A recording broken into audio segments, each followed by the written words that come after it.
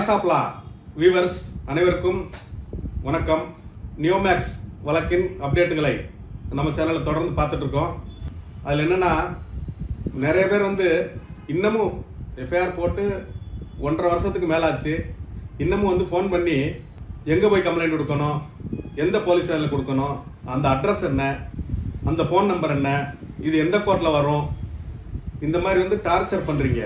இதெல்லாம் கிட்டத்தட்ட ஒரு நம்ம 30-40 வீடியோ போட்டாச்சு. ஒரு 20-30 தடவை அந்த அட்ரஸு, ஃபோன் நம்பர், எங்கே கொடுக்கணும், எந்த போலீஸு எல்லாம் சொல்லியாச்சு. எந்த கோர்ட்டில் கேஸ் நடக்குது எல்லாமே சொல்லிட்டோம். அது போக இந்த வழக்கு அப்டேட் வந்தால் நாங்களே சொல்லுவோம்னு சொல்லிட்டோம். அப்புறம் 2 நாளைக்கு ஒரு வாட்டி ஃபோன் பண்ணி, சார் அப்டேட் சொல்லலையா அப்படின்னா, கோர்ட்டில் வாய்தா வந்தால் தான் சொல்ல முடியும். கோர்ட்டில் வாய்தா வராமல் இருக்கும்போது நான் எப்படி சொல்ல முடியும்? அப்புறம் அந்த 5A செட்டில்மெண்ட் அப்படின்னா என்ன அப்படின்னு நிறைய பேர் கேட்குறீங்க. 5A செட்டில்மெண்ட் என்னன்னு 2-3 வீடியோ போட்டாச்சு. அதையும் பார்க்க மாட்டேன்றீங்க. எனக்கு ஃபோன் பண்ணி அது என்னன்னு கேட்குறீங்க. மேலும் அந்த 10 to 5 கோர்ட் ஹவர்ஸ் ஒரு வக்கீல் கோர்ட்டில் இருப்பாங்க, நீங்கள் ஒரு 6 மணிக்கு மேலே பேசுங்க அப்படின்னு சொன்னால் அந்த 10 to 5 தான் பேசுகிறீங்க. அப்புறம் அந்த 6 மணிக்கு மேலே பேசுங்க அப்படின்னு சொன்னால் நைட்டு 12 மணிக்கு பேசுகிறீங்க. இதெல்லாம் தவிர்த்துருங்க. உங்களுக்கு ஒரு ஹெல்ப் பண்ணுறதுக்காக நாங்கள் சொல்கிறோன்னா, எங்களுக்கு நீங்கள் கொஞ்சம் ஹெல்ப்பாக இருங்க. டிஸ்டர்ப் பண்ணுறது, தொந்தரவு பண்ணுறது, டார்ச்சர் பண்ணுறது அதெல்லாம் விட்டுருங்க. மேலும் அந்த 5A ஆஃப் டேன்பிட் ஆக்ட் அப்படின்றது என்னன்னு இப்போ சொல்கிறேன், கொஞ்சம் தெளிவாக கேட்டுங்க. அந்த 5A அப்படின்றது 5 இங்கிலீஷில் capital letter A of TANPID act. TANPID ஆக்ட்ன்றது Tamil Nadu protection of interest of depositors act 1997. Tamil Nadu முதலீட்டாளர்கள் பாதுகாப்பு நல சட்டம் 1997. அந்த செக்ஷன் 5 ஆஃப் டேன்பிட் ஆக்ட் என்னன்னா, அந்த முதலீட்டாளர்களுக்கு பணத்தையோ அசலையோ அல்லது வட்டியவோ அல்லது குறிப்பிட்ட ஒரு சேவை சர்வீஸ் ஏதாவது தர்றேன்னு சொல்லிட்டு அதை திருப்பி கொடுக்கலைன்னா, பணத்தை வாங்கி டிஃபால்டர் அந்த பணத்தை திருப்பி கொடுக்கல அப்படின்னா அவங்களுக்கு 10 ஆண்டுகள் வரை சிறை தண்டனையும் மற்றும் அபராதமும் விதிக்கப்படும் சட்டப்படி. இதான் அந்த சட்டத்தில் உள்ள பிரிவு. அப்ப அதுல அந்த சட்டம் உருவாக்கும் போது அது சமரசம் செய்ய முடியாத குற்றம், நான் காம்பவுண்டபிள் அஃபென்ஸ். இப்போ அது 5A கொண்டு என்ன பண்றாங்கன்னா, காம்பவுண்டபிள் ஆஃப் அஃபென்ஸ், அதாவது சமரசம் செய்து கொள்ளும் குற்றம் அப்படின்னு மாத்திருக்காங்க. அந்த சமரசம் செய்து கொள்ளும் குற்றம் அப்படின்றது என்னன்னு பார்க்கலாம். அதாவது ஒரு குற்றம் நடந்ததுக்கு அப்புறம் அதை இரு தரப்பினரும் பேசி முடிச்சுட்டா, அதுக்கு சட்டம் அனுமதித்தால் அது காம்பவுண்டபிள் அஃபென்ஸ், சமரசம் செய்து கொள்ளும் குற்றம். சில குற்றங்கள் செஞ்சதுக்கு அப்புறம் நம்ம பேசி முடிக்க முடியாது, சமரசம் செய்ய முடியாது. எப்படின்னா, அது சட்டம் அனுமதிப்பதில்லை. எப்படின்னு பார்ப்போம். என்னன்னா, ஒரு 2 பேர் அடிதடி சண்டை போடுறாங்க. அப்போ அவங்க பேசி முடிச்சுக்க முடியும். ஒரு கடன் வாங்குறாங்க, ஒரு பிரச்சனை வருது, ஏமாத்துறாங்க, அது நம்ம பேசி முடிக்க முடியும். அது சமரசம் செய்யும் குற்றம். இப்ப சமரசம் செய்ய முடியாத குற்றம் அப்படின்றது என்னன்னு பார்ப்போம். அது என்னன்னா, ஒரு கொலையை செஞ்சதுக்கு அப்புறம் அவங்களுக்கு ஒரு தண்டனை வரும்போது அந்த இறந்தவரோட வீட்டுக்காரங்களுக்கு நான் பணம் கொடுத்துட்றேன், இந்த கொலை குற்றத்திலிருந்து என்னை விடுவிச்சிருங்க அப்படின்னு நம்ம கேட்க முடியாது. அது சமரசம் செய்ய முடியாத குற்றம். இப்போ ஒரு பெண்ணை கற்பழிச்சிட்டாங்க அப்படின்னா அந்த கேஸ்ல போயிட்டு நான் அவளை கல்யாணம் பண்ணிக்கிறேன் அப்படின்னு சொல்ல முடியாது, அது சட்டம் அனுமதிக்கல. அது மாதிரி ஒரு பொருளை திருடிட்டு திருட்டு கேஸ்ல போய் நான் திருடிட்டேன் திருப்பி கொடுத்துட்றேன் அப்படின்னு சொன்னா அதை அனுமதிக்க முடியாது நம்ம நாட்டில், இந்திய நாட்டில். இதே வெளிநாடுகள்ல கொலை செஞ்சிருந்தாலும் அவங்களுக்கு தூக்கு தண்டனை கொடுத்திருந்தாலும், அந்த கல்ஃப் கண்ட்ரிஸ் வளைகுடா நாடுகள் அங்கெல்லாம் அந்த இறந்தவங்களுக்கு பிளட் மணி தியா அப்படின்னு சொல்றாங்க. அந்த பணத்தை கொடுத்தா அந்த குடும்பத்தினர் அதை ஏற்றுக்கொண்டால் அதை சமரசமா முடிச்சுக்கலாம். அது வெளிநாடுகளில். நம்ம நாட்டில் அந்த ப்ரொவிஷன் இல்லை. இப்ப நான் சொன்னது உங்களுக்கு புரிஞ்சிருக்கும். அப்ப இப்ப என்னன்னா, இந்த சமரசம் செய்து கொள்ளும் குற்றம்னா, அந்த நிறுவனம் நம்ம கிட்ட வாங்கிட்டு திருப்பி கொடுக்காமல் விட்ட தொகை டிஃபால்ட் அமௌண்ட், அதை அசலோ அல்லது வட்டியுடனோ அல்லது வட்டி இல்லாமலோ கொடுத்து மொத்த கடனையும் அந்த மொத்த ஏமாற்றுதல் தொகையும் திருப்பி கொடுத்தாச்சுன்னா அதை சமரசம் பண்ணிக்கலாம். அதை சமரசம் பண்ணிக்கலாம்னா அதுக்கப்புறம் அவர் அந்த மொத்த தொகையை கொடுத்துட்டாருன்னா அவர் அந்த வழக்கிலிருந்து விடுபட்டுருவார். அவருக்கு அந்த 10 வருஷ சிறை தண்டனை கொடுக்கணும்னு அவசியம் இல்லை. அவர் அந்த வழக்கிலிருந்து விடுவிக்கப்படுவார். ஆனால் உங்களுக்கு மொத்த பணம் அசலோ வட்டியுடனோ வட்டி இல்லாமலோ அந்த பணத்தை கொடுக்கணும். அதான் சட்டம் சொல்லுது. இது எப்ப பண்ண முடியும், யார் முன்னிலையில் பண்ண முடியும் அப்படின்னு சொல்லும் போது, காம்பிடென்ட் அத்தாரிட்டி, தகுதியுள்ள அலுவலர் அப்படின்னு சொல்லி டேன்பிட் ஆக்ட்ல சொல்லியிருக்காங்க. அது தகுதியுள்ள அலுவலர் யாருன்னு பாத்தீங்கன்னா டிஆர்ஓ, டிஸ்ட்ரிக்ட் ரெவென்யூ ஆபீசர், மாவட்ட வருவாய் அலுவலர். அவர் எப்ப காம்பவுண்ட் பண்ண முடியும் அப்படின்னா before institution of the prosecution. அதாவது சார்ஜ் ஷீட் நீதிமன்றத்தில் டேன்பெட் கோர்ட்ல, இதுக்கு வந்து Tamil Nadu protection of interest of depositors act 1997 special court அப்படின்னு ஒரு கோர்ட் இருக்குது. அந்த கோர்ட்ல சார்ஜ் ஷீட் போடுறதுக்கு முன்னாடி சார்ஜ் ஷீட் குற்றப்பத்திரிகை போலீசார் தாக்கல் செய்யணும். அதுக்கு முன்னாடி டிஆர்ஓவே அந்த வழக்கை முடிச்சுக்கலாம். அப்புறம் டேன்பெட் நீதிமன்றத்தில் குற்றப்பத்திரிகை தாக்கல் செய்யப்பட்டு வழக்கு விசாரணைக்கு எடுத்துக்கொள்ளப்பட்டதுன்னா அதுக்கு ஒரு கேஸ் நம்பர் கொடுத்துருவாங்க. முதல்ல வந்து நம்ம கொடுக்க முதல் தகவல் அறிக்கை எஃப்ஐஆர் நம்பர், கிரைம் நம்பர் அப்படின்னு சொல்லுவோம். அந்த இதில் ஓடிட்டு இருக்கும். அது வந்து 3/2023. அதுக்கப்புறம் சார்ஜ் ஷீட்னு ஒன்று போலீஸார் குற்றப்பத்திரிகை தாக்கல் செஞ்சதுக்கப்புறம் அதுக்கு வந்து சிசி அப்படின்னு ஒரு நம்பர் கொடுப்பாங்க. அந்த சிசி நம்பர் கொடுத்ததுக்கு அப்புறம் ஆஃப்டர் இன்ஸ்டிடியூஷன் ஆஃப் ப்ராசிக்யூஷன். அது ஆஃப்டர் இன்ஸ்டிடியூஷன் ஆஃப் ப்ராசிக்யூஷன் என்னன்னா டிஆர்ஓ நீதிமன்றத்தின் அனுமதியுடன் அந்த வழக்க முடிவுக்கு கொண்டு வரலாம். அப்ப டிஆர்ஓ வந்து எஃப்ஐஆர் ஸ்டேஜ்ல இப்ப நியோமேக்ஸ் வழக்கு இப்ப இருக்கிற ஸ்டேஜ்ல நீதிமன்றத்தோட அனுமதி தேவையில்லை. டிஆர்ஓவுக்கு சஃபிசியன்ட் பணம், இந்த நிறுவனம் வந்து பணமோ இடமோ டெபாசிட் கொடுத்து மக்களை காம்பவுண்ட் பண்ணுங்க அப்படின்னு சொன்னால் அது சரியா வரும் பட்சத்தில் டிஆர்ஓ அதில் ஆர்டர் பாஸ் பண்ணி மக்களுக்கு அதை கொடுத்து வழக்கை முடிச்சு வச்சிடலாம்.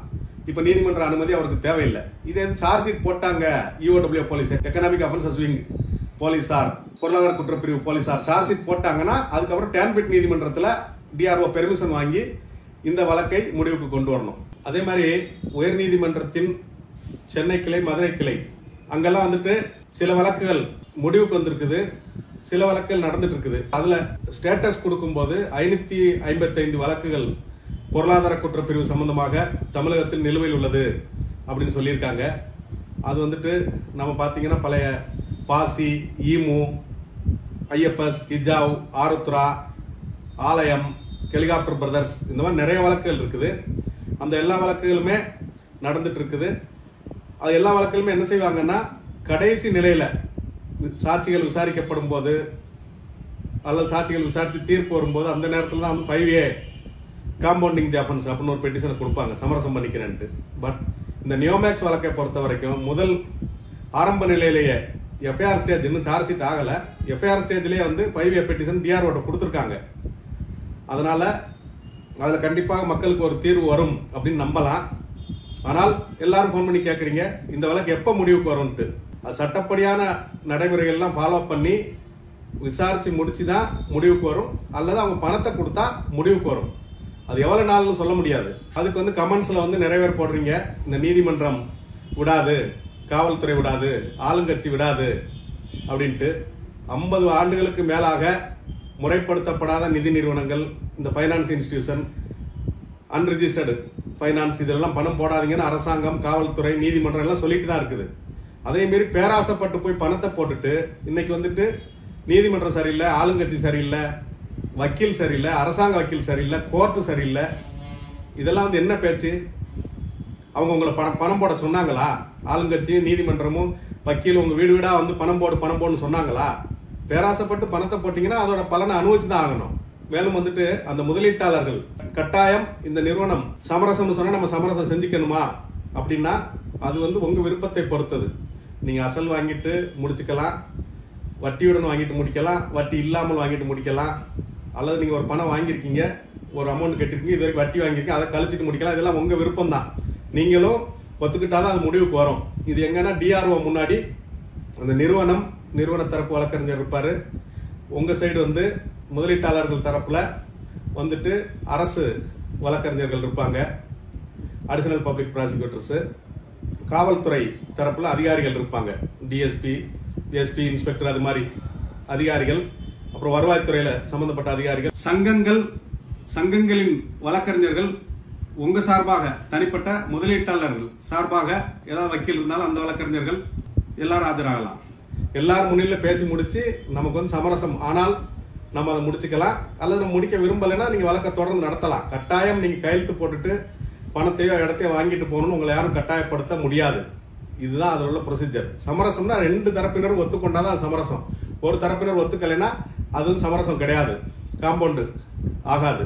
அது மாதிரி வந்து நம்ம சட்டத்தின் நோக்கம் என்னன்னா 1000 குற்றவாளிகள் தப்பிடலாம், ஒரு நிரபராதி தண்டிக்கப்படக்கூடாது.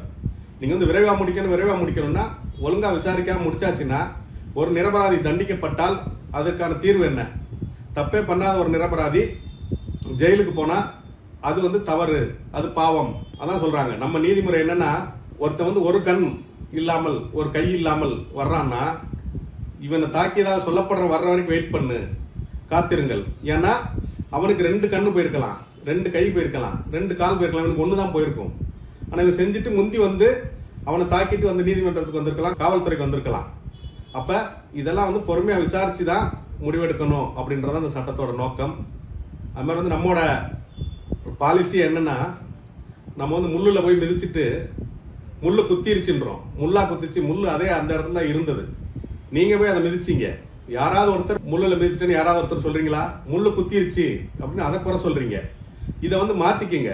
உங்களை யாரும் பணம் போட சொல்லல, அரசாங்கத்தை சொல்றேன். ஏஜென்ட்கள் சொன்னாங்க, என்ன அரசாங்கம் வந்து பணம் போட சொல்லல. அரசு சம்பந்தப்பட்ட நீதிமன்றங்கள், அரசு வக்கீல், இந்த தனியார் வக்கீல் யாரும் வந்து உங்களை பணம் போட சொல்லல. அதனால வந்துட்டு நீங்க அடுத்தவங்களை குறை சொல்றதை விட்டுட்டு அதுக்கு என்ன தீர்வு அப்படின்றதையும் சட்டப்படியாக தீர்வு வரைக்கும் வெயிட் பண்ணி தான் ஆகணும். மேலும் இது சம்பந்தமாக நிறைய வழக்குகள் மதுரை உயர்நீதிமன்ற கிளையில் தாக்கல் செய்யப்பட்டிருக்குது. அது வந்து பல்வேறு நீதிபதிகள்கிட்ட இருக்குது. அதுல அந்த பெயில் கேன்சலேஷன், ஜாமீனை ரத்து செய்யும் மனு, அதுதான் வந்து நீதியரசர் பரத சக்கரவர்த்தி அவங்ககிட்ட வந்தது. மீதி எல்லா கேஸ்லயும் நோட்டீஸ் ஆர்டர் ஆகி அதுக்கு வந்து நிறுவன தரப்பு, நியோமேக்ஸ் நிறுவன தரப்புல இருந்து பதில் மனு தாக்கல் செய்யாம நிலுவையில் இருக்குது.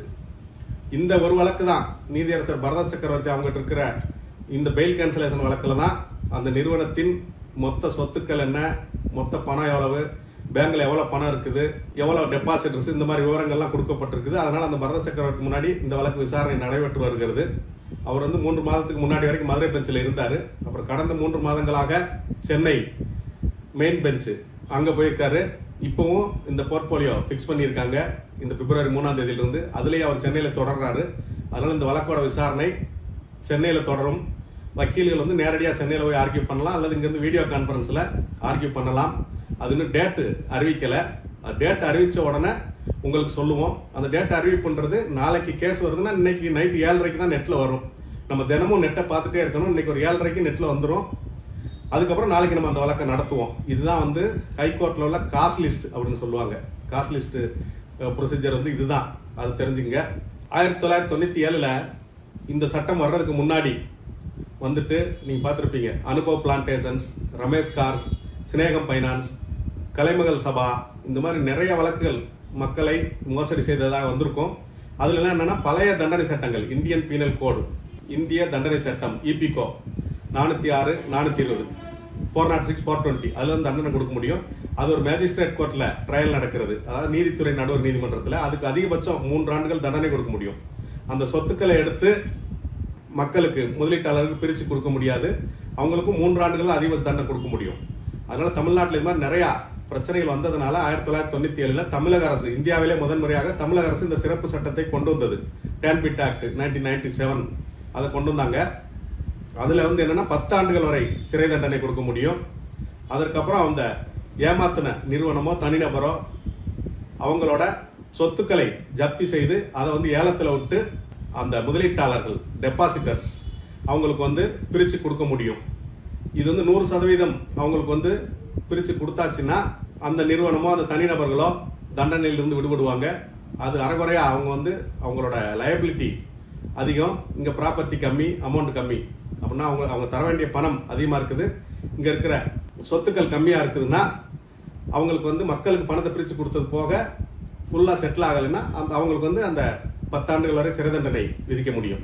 அப்ப முதல்ல வந்துட்டு இந்த மாதிரி தண்டனை மட்டும் கொடுக்க முடியும். தண்டனையும் கொடுத்துட்டு சொத்துக்களை வித்து பண்ண முடியும். நிறுவனம், அந்த ஏமாத்துனதாக சொல்லப்பட்ட மோசடியாளர்கள், ஏமாற்றுக்காரர்கள் அப்படின்னு சொல்லப்பட்டவங்க நான் கொடுத்துறேன் என்ன விட்டுருன்னு சொல்ல முடியாது.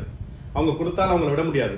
அதுக்காக தான் சப்சிக்வெண்டா அதுக்கு பிற்பாடு 5A அப்படின்னு ஒரு செக்ஷன் சேர்க்கப்பட்டது, இன்செர்டட். அந்த செக்ஷன் கொண்டு வந்து அப்ப நிறுவனமும் அந்த ஏமாற்றிய மோசடி செய்தவர்கள் பணத்தை கொடுத்துட்டா அதை முடிச்சுக்கலாம்னு சொல்லி இது வந்து பின்னாடி அந்த வழக்கில் சேர்க்கப்பட்டது. அதான் வந்து 5A ஆஃப் டேன்பிட் ஆக்ட். இந்த வழக்கானது சென்னை உயர்நீதிமன்றத்தின் மதுரை கிளையில் honourable high court, Madurai bench of Madras high court, அதில் மாண்புமிகு நீதியரசர்கள் இளங்கோவன் அவர்கள், மாண்புமிகு நீதியரசர் புகழேந்தி அவர்கள், மாண்புமிகு நீதியரசர் தண்டபாணி அவர்கள், மாண்புமிகு நீதியரசர் பரத சக்கரவர்த்தி அவர்கள் மாண்புமிகு நீதியரசர் KK ராமகிருஷ்ணன் அவர்கள் இது மாதிரிலாம் வந்து தொடர்ந்து பல்வேறு நீதிபதிகள்கிட்ட விசாரணைக்கு வந்து அதுலேயும் பல்வேறு வழக்குகள், இந்த வழக்கு வந்து CBIக்கு மாற்றணும், இந்த வழக்கில் வந்து ED பார்ட்டியாக சேர்க்கணும், இந்த வழக்கை CBCIDக்கு மாற்றணும், இந்த மாதிரி பல்வேறு வழக்குகள் வந்து பல்வேறு தீர்ப்புகள் வழங்கப்பட்டு இது வந்து எப்போ FIR ஆச்சுதோ அதிலிருந்து தினமும் இந்த வழக்குகள் வந்து சென்னை உயர்நீதிமன்றத்தில் ஏதோ ஒரு பெஞ்சில் தொடர்ந்து விசாரணைகள் நடைபெற்று வருது.